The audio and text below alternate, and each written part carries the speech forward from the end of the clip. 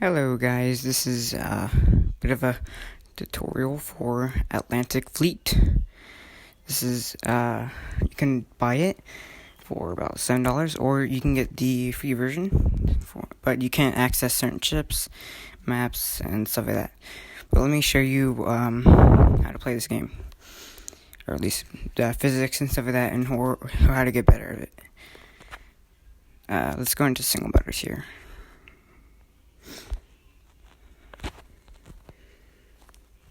For now, we're just going to do destroyer versus a destroyer.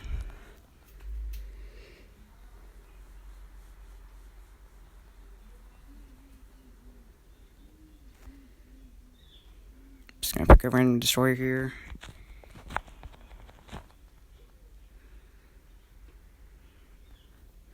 Alright, hopefully it shouldn't actually, hold on. Let me actually change this real quick. I know this one's a better one. Alright. You can access planes here. I'll show that later on in the video. You can do different types of planes here. But we're not going to have any for now. And I'll show you how to get good at bombing and stuff like that in a different video. But for now, we're just going to show you how the shells work, how to move, and where to use your map. We're going to let the British take the initiative here. Alright, so as you can see, if you only have two ships, it just starts out like this, where two ships are lined up broadside, or sometimes they're not broadside, sometimes they're a front gun versus a broadside, but usually it's almost the same. So you use port to starboard on here on the bottom left to move where you're going to go, just right and left pretty much. So since we want to use our broadside guns, we're going to turn broadside a little bit more. And if you are a destroyer, or at least any ship can do this, you can use a smoke screen. What this does is it can cover other ships, but since we're only doing 1v1 right now, we're not going to be using the smoke screen. But it stops the radar from enemies. So let's take a move here. Nothing much happened. And oh, sorry, we used the smoke screen. Okay, I was confused. Yeah, alright. So now let's take a move here. If we go onto our map, we can't even highlight the Valentine. We can't mark it with our radar. So we have to manually turn the gun towards where we think our destroyer is over here. With no radar, you just have to guess the range. When you're fighting a destroyer, always use HE, because even if you're fighting destroyer versus destroyer, because HE is better since destroyers in this game has an armor rating of 0, since, well, the destroyer's armor is, well, not the best, let's just say, compared to, like, a battleship, which has armor everywhere. There is some armor, but most of it is just not there. So, but it's hard to hit them. It's, like, really hard to hit the destroyers when you're fighting them in battleships and stuff like that, which can make them potent weapon, and their torpedoes are really deadly in this game, just like in real life. I'll go over torpedoes and bombs in a just separate video, but for now, let's fire.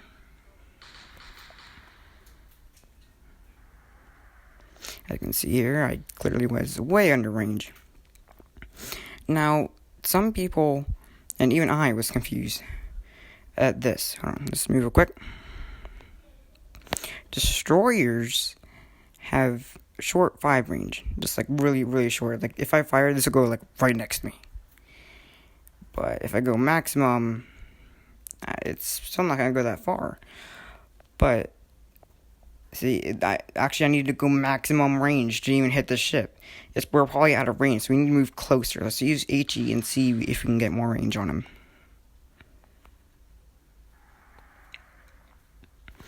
Oh, the wind affected our shell. See the blue compass on the top left? That is the wind. The more blue that compass is, the stronger the wind is. And the arrow shows where the wind is pointing. If we want to win this fight, let's turn against the wind. But this is going to be hard for the Germans, this destroyer right here, to aim, since the wind is that direction. So we need to move in closer. So let's go to flanking speed. It's kind of like Battleship in a way, where each one takes turns. Alright, now we can only use our front guns, which is not what you want, but we can't do much else. We need to get closer. Let's set our elevation, and you see if you go to our map here, this is the map, we can mark a ship we want. It'll tell you the elevation you need to go, how fast it's moving, the degrees, and the torpedo range. Or at least the range you need for torpedoes. I'll cover all that in the other video. Alright, so now we're going to want to aim 25.5 degrees up. Now since the wind is working against us here, we're going to move a little bit to the left. Let's fire.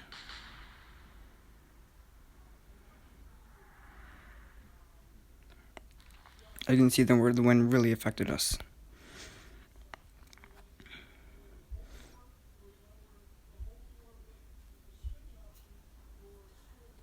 Alright.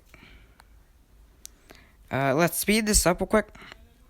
Let's get closer, because I want to go, actually, no, I'll do it in this video.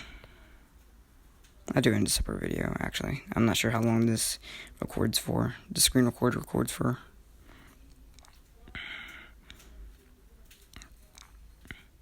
So, let's go to our shells here.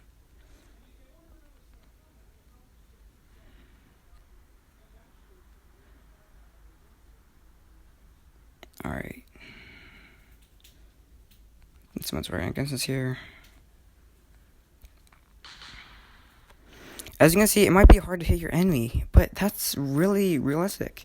In real life, battleships and destroyers didn't just hit each other all the time. They missed a lot. In fact, a lot of the time you missed. And even if you did hit the ship, you just gotta hope they hit something critical, or else you're trying to go through a lot of shells again just to hit it.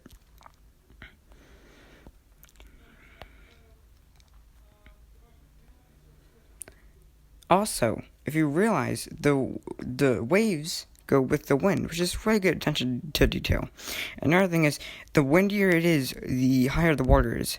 This doesn't affect your ship at all, but if it's windier, it looks like your water is like going on top of your ship if you have flooding damage.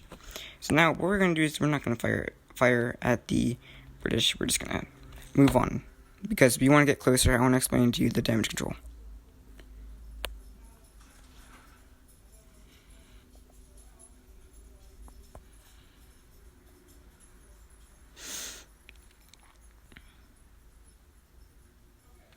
You know what, I'm gonna link the video to damage control right under this one. I'm gonna use this video as basically basic movements and stuff. Just the basics, probably. I'm gonna name it. I'm probably gonna name this video just basics, and then I'll get into advanced.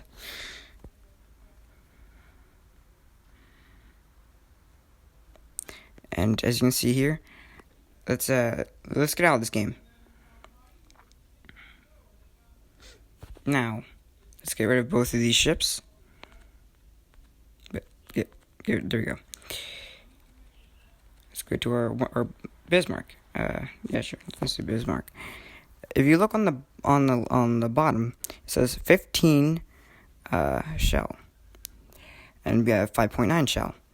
The 15 shell is the main guns, and the 5.9 is the side guns. That means, yes, you can actually use the side guns in this game, and they actually can prove useful, but not at the same time. They're terrible. They're just a few destroyer guns, but you can use them for different reasons. For destroying destroyers, they're pretty useful. And smaller ships are really good at destroying those with the secondary battery. And on the bottom left, you can see the armor.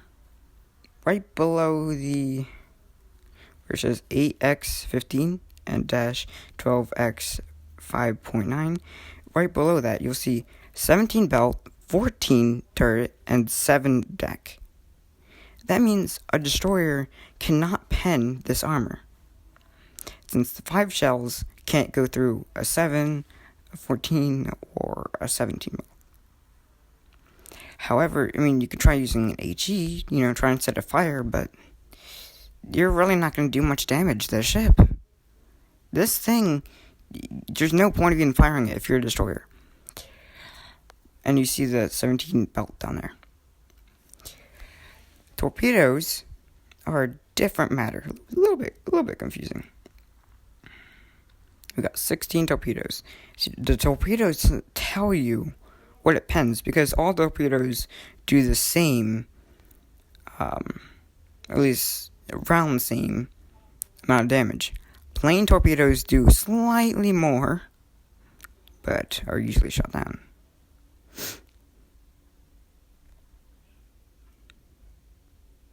Alright. There's a little bit of information, like how much it weighs on the bottom, like tons, and how fast it goes. It says like 3 aircraft it could hold, but none of that affects the game, except for the speed. Of course, the speed affects the game, because it obviously how far you can go.